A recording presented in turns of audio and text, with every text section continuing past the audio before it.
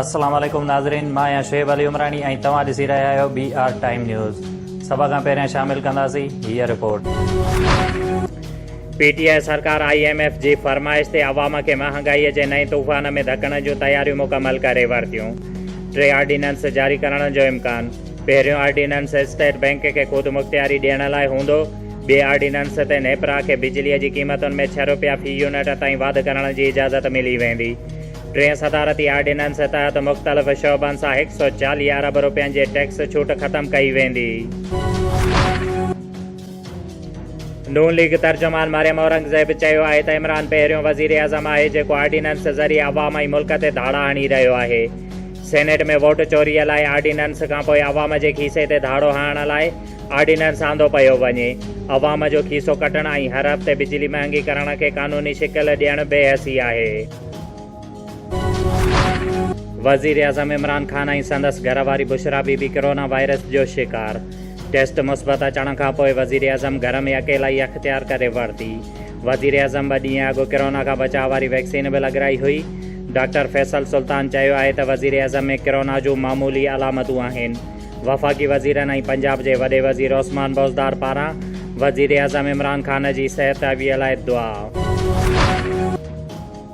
वज़ीर आज़म इमरान ख़ान जे कोरोना में मुब्तला थियण खां पोइ पीपल्स पार्टी चेयरमैन बिलावल भुट्टो ज़रदारी ऐं नून लीग अॻवान एहसन इक़बाल ऐं ॿियनि पारां नेक ख़्वाहिशुनि जो इज़हार। जल्द सिहतयाब थियण लाइ दुआ। मुल्क में कोरोना वायरस जी 3 लहर ख़तरनाक शिकिल इख्तियार करे वरिती। मुस्बत केसिस जी शरह 9.4% ताईं पहुची वई।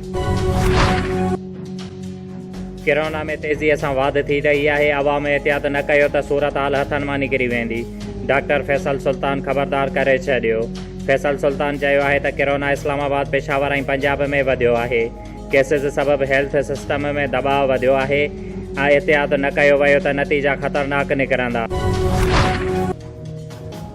मुल्क में लॉकडाउन करण जी ॻाल्हि नाहे कई मुंहिंजे नाले सां ग़लति ख़बरूं हलायूं पियूं वञनि। वफ़ाक़ी घरू वज़ीर शेख रशीद वीडियो बयान जारी करे छॾियो।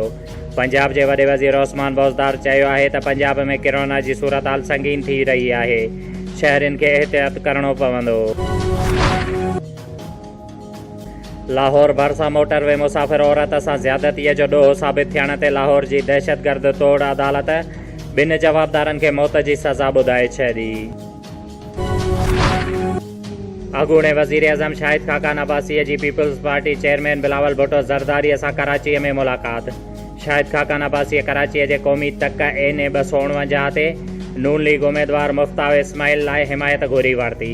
बिलावल भुट्टो ज़रदारीअ पार्टीअ सां मुशावरत खां पोइ जवाबु ॾियण जी ख़ातिरी कराई। अॻूणे वज़ीर आज़म नवाज़ शरीफ़ जो मरियम नवाज़ ऐं हमज़ा शहबाज़ खे फ़ोन। PDM जे मुस्तक़बिल ऐं सियासी सूरत हाल ते ॻाल्हियूं। PDM सरबराह मौलाना फज़लुर रहमान सुभाणे थींदड़ मुलाक़ात ते ॻाल्हियूं कयूं। PDM जे हिकमत अमलीअ ते अमल करण ते इतफ़ाक़। पीपल्स पार्टी शहीद भुट्टो जी 4 अप्रैल ते रिथियल वरसी तक़रीब लाइ रावलपिंडी इंतिज़ामिया खां इजाज़त घुरी वरिती। बिलावल भुट्टो जी सदारत हेठि जलसे जी तयारियुनि खे तेज़ करण जो फ़ैसिलो। ईद खां पोइ लॉन्ग मार्च करे हुकूमत खे घर भेड़ो कंदासीं। नून लीग अॻवान राणा सनाउल्ला चयो आहे त लॉन्ग मार्च जो मुलतवी थियणु ग़लति आहे, पर क़ुर्बानीअ वारी ईद खां अॻु हुकुमराननि जी क़ुर्बानी थी वेंदी। इस्तीफ़ाउनि वारे मामले खे गॾिजी हल करे वठंदासीं।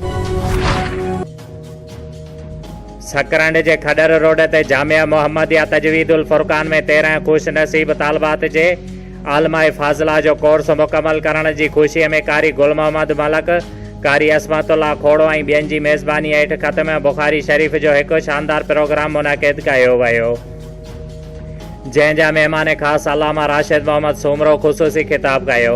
मौलाना ज़हूर अहमद ऐं ॿियनि पिणु ख़िताब कयो। जंहिं मौक़े ते मदरसे मां 13 न्याणियुनि खे आलमा फाज़िला जो कोर्स करण ते संदसि वालिदेन खे गुलनि जा हार पहिराया विया ऐं शील्ड पिणा ॾिना विया।